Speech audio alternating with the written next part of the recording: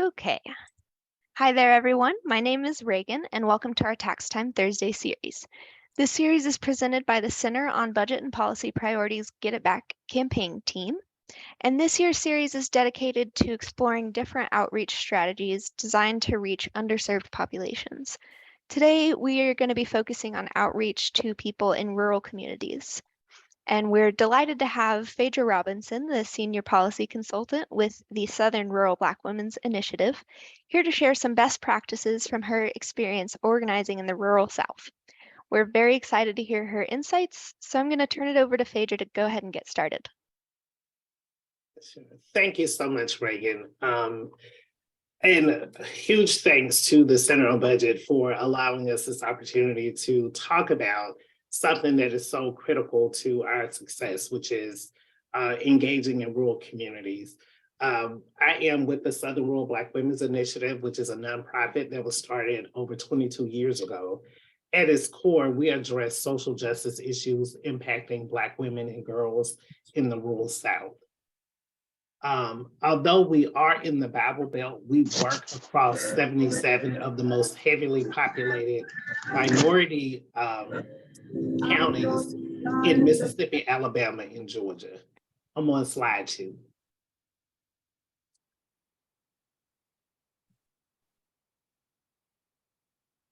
Can we advance it to slide 2? Oh, thank you. There you go. Appreciate it. Our approach to working in the South has been to establish what we call human rights commissions. These commissions are led by a Black female community leader, or in a lot of cases, they have been an elected official, or some are current, some have retired from that political life, but they are still very active in the community. So we have them to chair these commissions.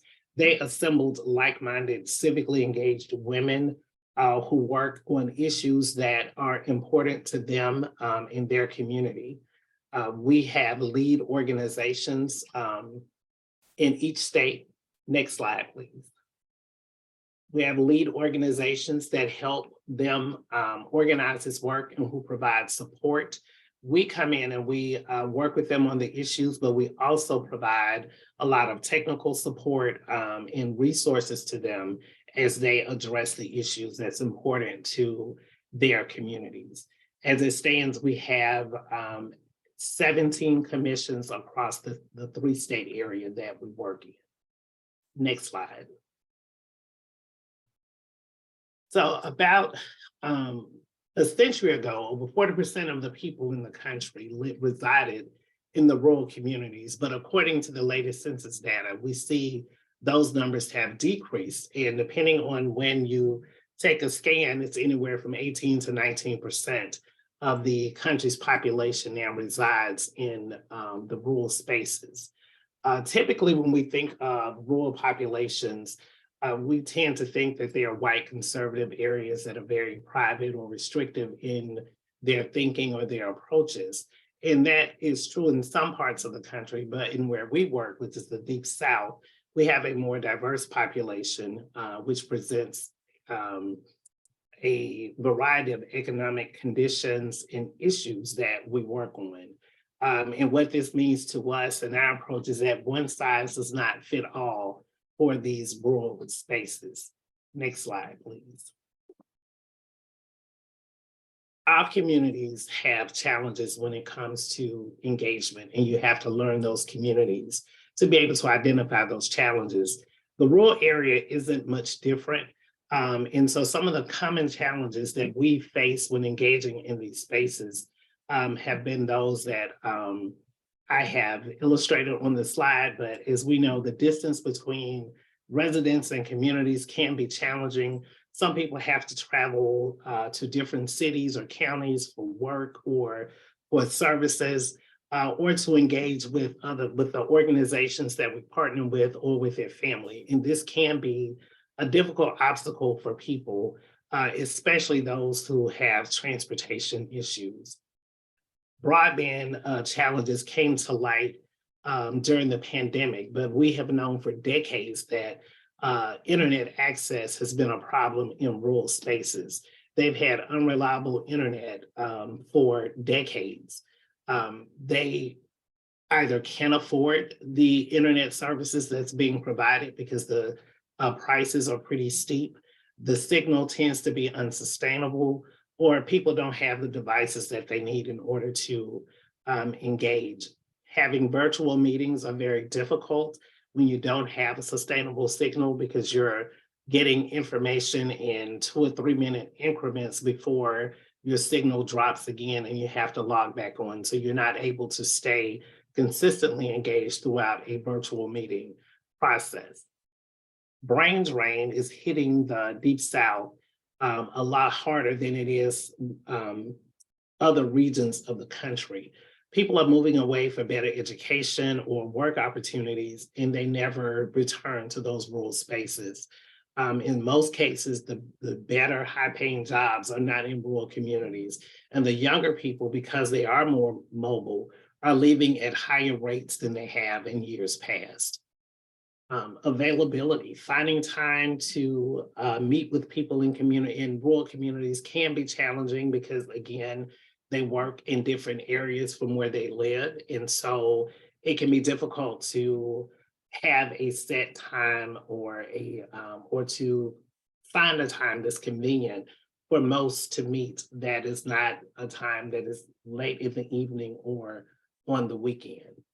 And resistance to change is pretty self-explanatory. People in rural spaces sometimes don't want to see things be any different than they currently are. You know, it's worked all this time, so why are we making these changes? So we find that a lot in working in older communities in rural spaces, that sometimes they just don't like people coming in trying to make things different from what they've always known. The next slide.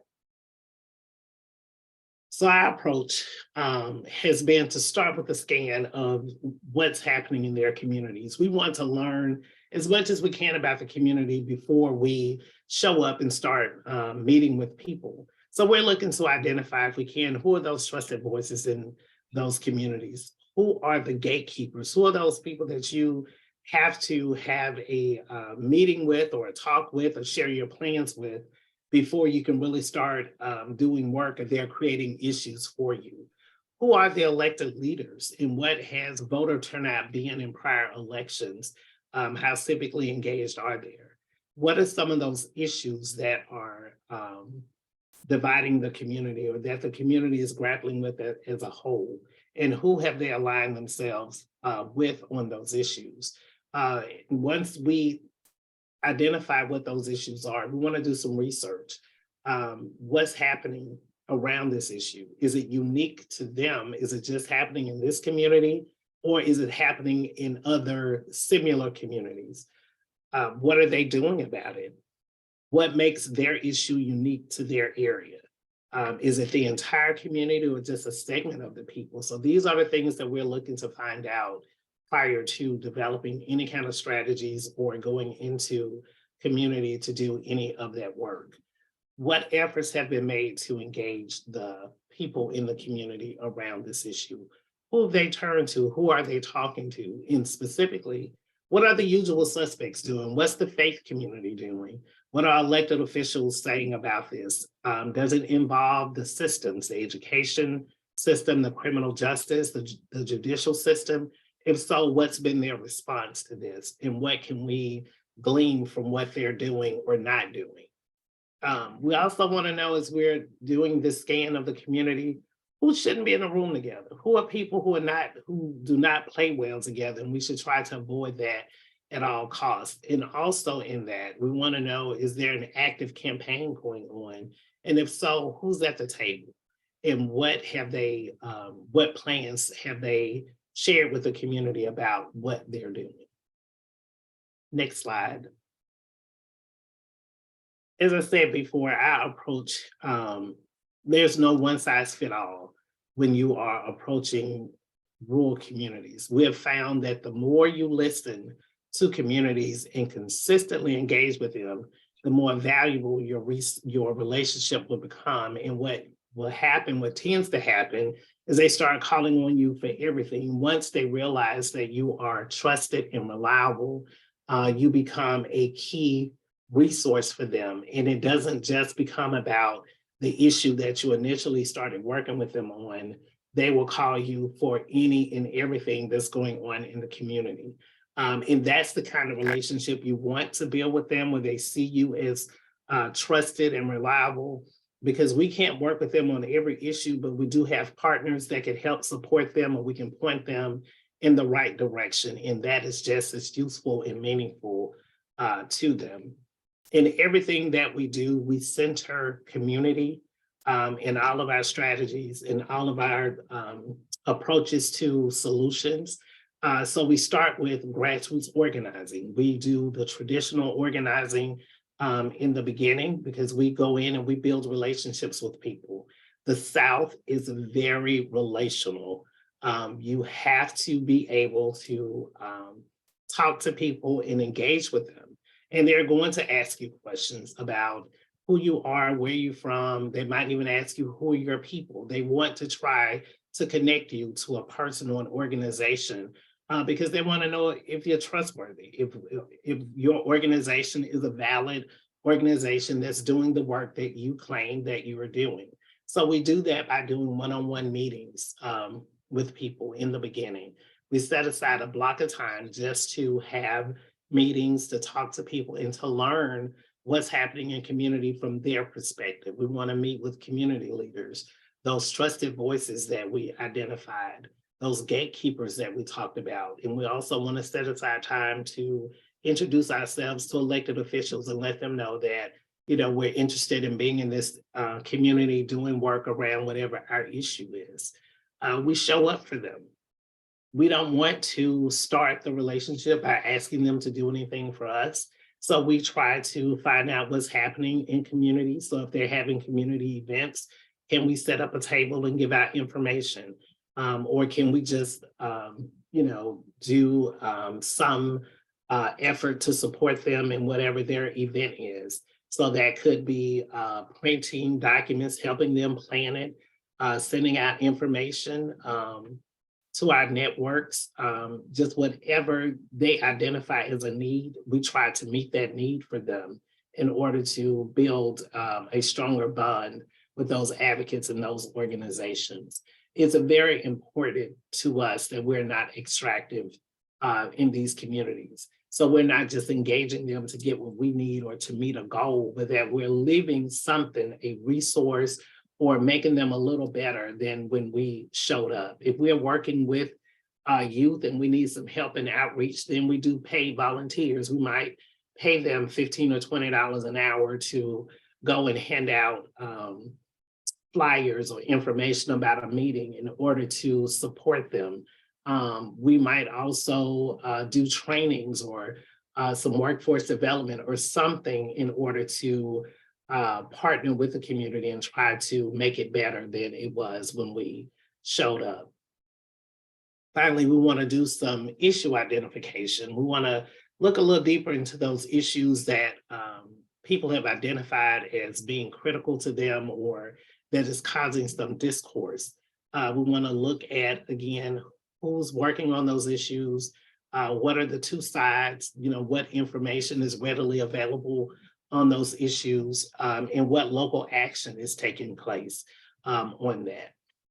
We transition from working, we continue to work with grassroots throughout the process. We are very focused on being ingrained in communities with advocates and organizations who are working on issues and supporting organizations. We also work with grants tops. We want to sit down with elected officials and hear from them about what's going on from their perspective, what has happened in committee meetings, in city council or board of supervisors meetings, kind of what has been the approach and what is it they hope to be the outcome of any efforts that they have around what is happening about those issues.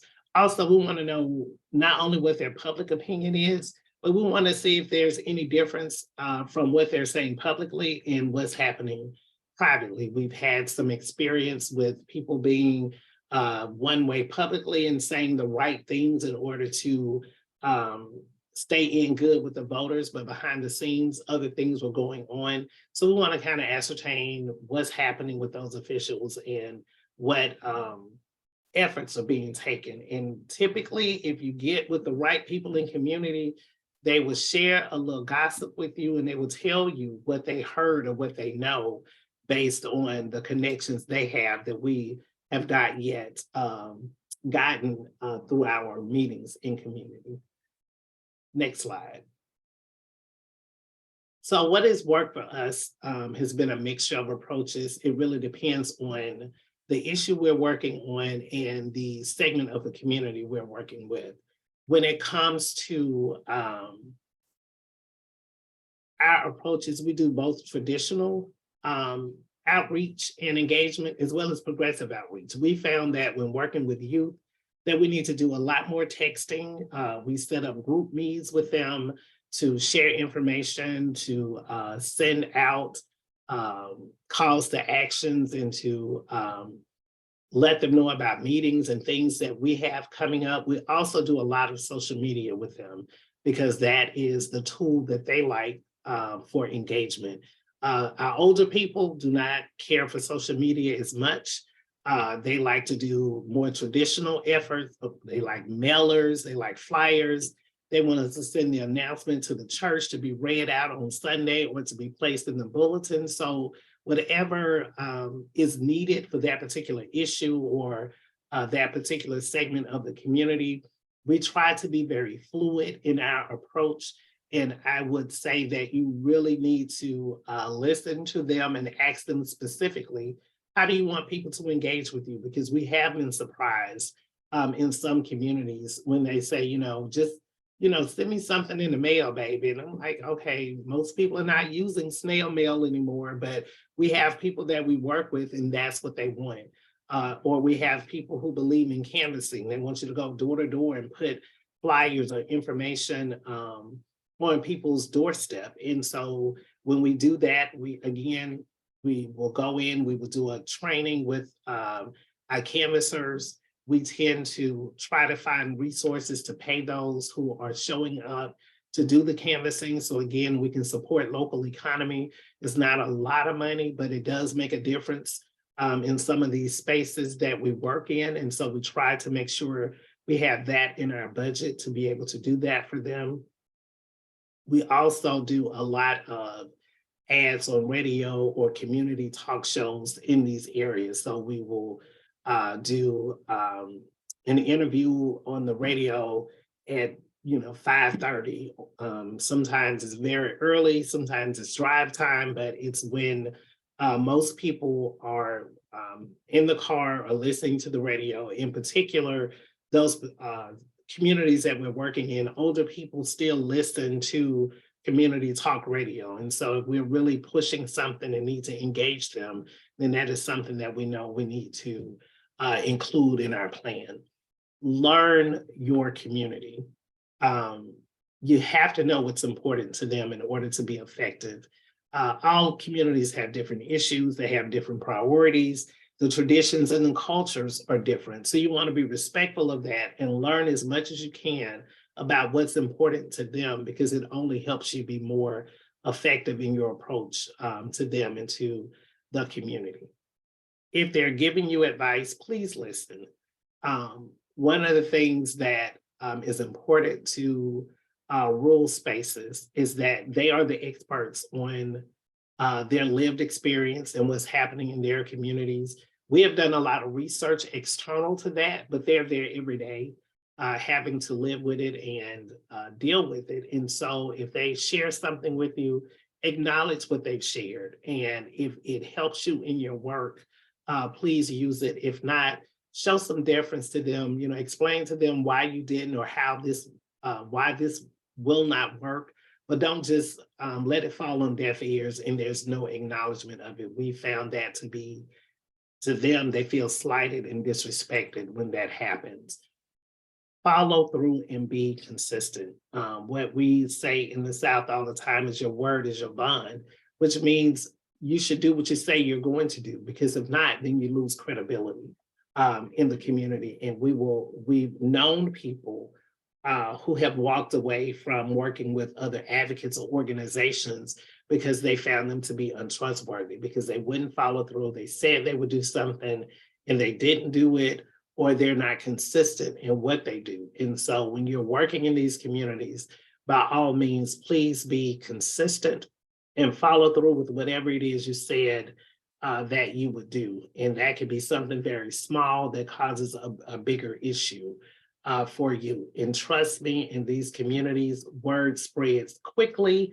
So it could have been something that happened on Friday. You have a meeting on Tuesday and you see that there's a shift in how people are dealing with you or what people are saying about you, is because word travels fast in these communities. So if you do not want to run afoul of the people, then be consistent and be a person of your word when you're dealing with them. Engage youth voice.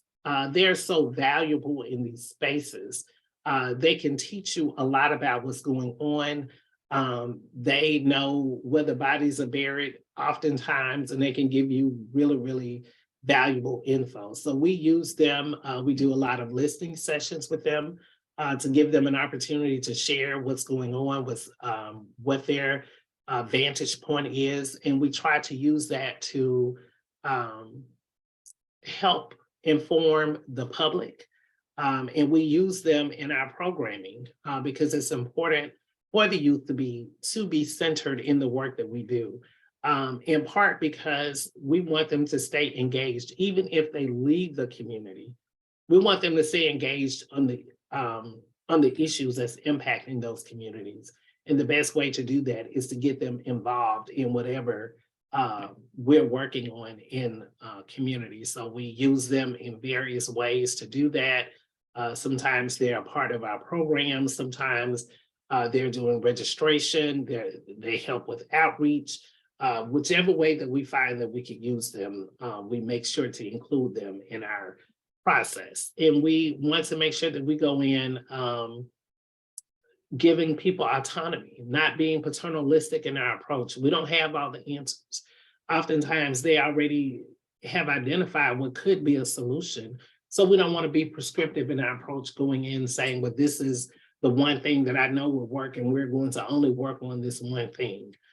They will quickly shut you out. So you want to make sure that you are being open and giving them room to lead on issues that are important to them. Oftentimes we have local organizations who are there in the space who can lead, they just need support. So we will work with them, let them be the out front organization. We are behind the scenes offering support, doing what we can to firm up their approach to the issue. And we don't mind doing that because it's not important to us that we are the organization known for having done the work. It's more important for us that the community gets the outcome that it needs in order for them to be successful. So the right people that should know will know that we're there and we're doing the work. So we do a lot in collaboration and partnership. But if there's local advocates, if there are local organizations, we try to work with them and allow them to be the ones out front on those issues because it is their community and we're only there to improve whatever the issue is that we've come to address. We've been doing this for over 20 years and hope to continue to do it for 20 more years. And we've learned a lot and don't mind sharing what we've learned. And just want to be a resource to those who are working in these spaces. So with that, I will yield for any questions.